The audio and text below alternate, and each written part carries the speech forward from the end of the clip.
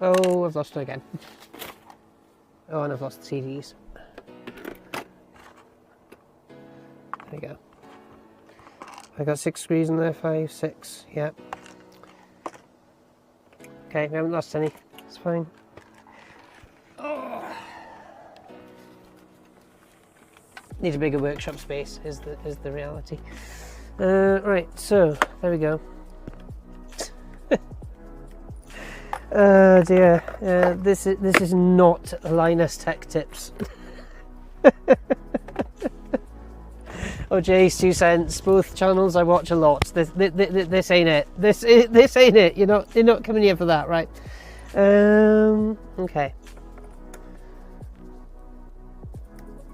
This is get your popcorn and watch the worst taking apart of a laptop. The worst taking apart of a laptop tutorial